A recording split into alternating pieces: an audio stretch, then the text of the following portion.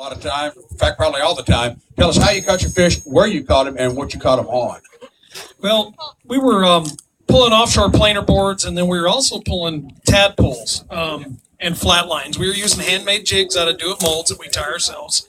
And then it turned is last year we got second place at Tavares. Yep. Didn't fish this chain.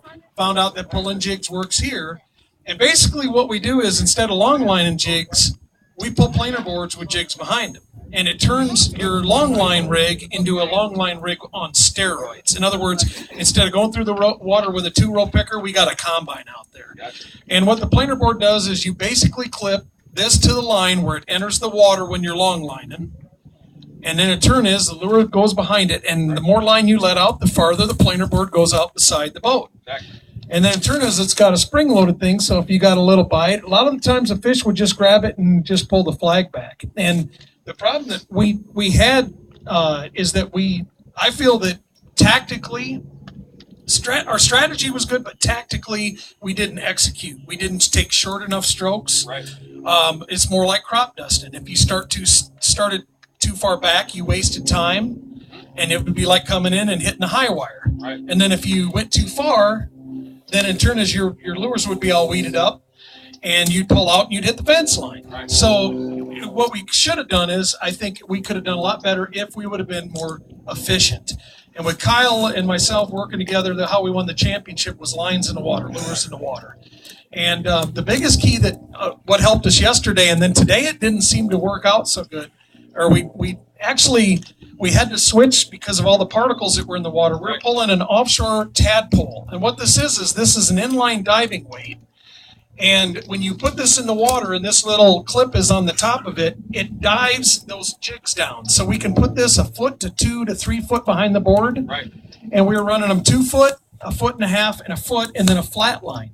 Right. And then the situation is that with these going through the water day with all those particles, just with 1.5 foot of line in the water, those particles would hit that, they'd slide down like a rake, and then they'd let loose, and then they'd get on the jigs, and you'd foul up a lot more with this. Right. So what we did was we switched to long lines. Then when we clean them up, we could just slap the minnows off on the water, off the jigs, and then clean them back up again. But this 1-2 punch with these tadpoles, diving that down, and then in turn is with the jigs on the back of it, allowed us to put out things quickly. I said last year at Tavares, Kyle, I'm not going to set out 150 foot of line 8 times. With these, we set out 6, 7, and 8 foot of line at Tavares. Here we set out 1 and 2 foot line. So instead of putting out all that line and having to cast it and all that stuff, you're a lot more efficient. So the 1-2 punch actually did help us out quite a bit and allowed us to do that. The biggest thing is where we felt short is Brian McGee had called me on the way down here. He had lost his daughter. Yes. And he says, I want you boys to win this for my daughter and for God, for the Lord. And, good Lord willing, I think he wanted us to win, but I just don't think that we tried enough or prayed enough. But I want to thank my Savior, Jesus Christ, for this finish, and we feel very blessed to be where we're at. You bet you guys. Congratulations. Let's give him a hand. Great job. Tommy Skarlis, Kyle Steinfeldt. And that means it's champion time. 2016 Florida State champions. They had a 2-day total weight of $24.91.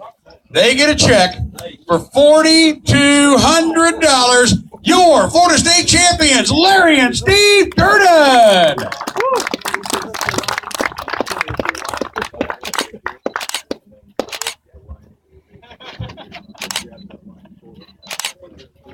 Guys,